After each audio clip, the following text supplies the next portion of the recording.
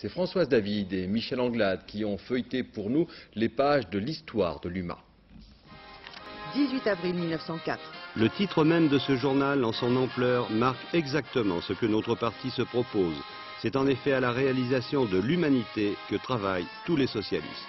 Jean Jaurès vient de rédiger le premier éditorial d'un nouveau journal de gauche, l'Humanité.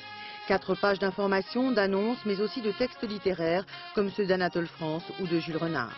La ligne éditoriale du journal, le soutien des revendications ouvrières et la dénonciation du système capitaliste, cause de la misère. 1920, socialistes et communistes se séparent, l'Humanité devient communiste. Journal populaire, l'UMA colle dorénavant à la ligne édictée à Moscou. L'UMA dans toutes les mains, bonjour, bonsoir, bon matin. Au fil des ans, l'audience de l'Humanité se renforce. À la fin des années 20, elle est diffusée à 200 000 exemplaires et a tissé un réseau de 1200 correspondants. Elle a commémoré la Commune de Paris, pleuré la mort de Lénine et tenté sans succès de sauver Sacco et Vanzetti. Le changement le plus important est intervenu dans les années 25-30.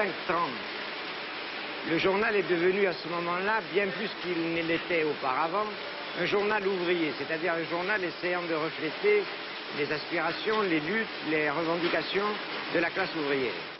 L'Humanité est l'organe central du parti. Toute sa rédaction en chef fait partie de la direction du PC.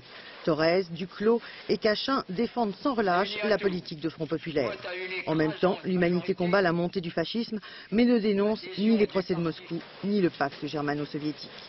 Dès le 26 août 1939, l'UMA, accusée de pacifisme, est interdite par le gouvernement français. Elle passe dans la clandestinité. Elle y restera jusqu'en août 1944. Être retrouvé en possession d'un numéro clandestin de l'Humanité, c'est la condamnation à mort. Et évidemment, sa diffusion est soumise à cette répression très violente qui fait qu'il y a eu d'ailleurs de nombreuses victimes de la répression nazie et vichiste à cette époque pour la diffusion du journal. En 1947, les communistes quittent le gouvernement, la guerre froide bat son plein.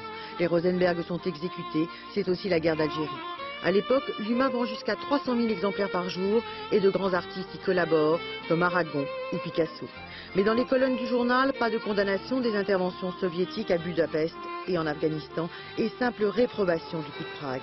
Commence le déclin du journal en même temps que celui du parti. L'UMA aujourd'hui compte officiellement 55 000 lecteurs.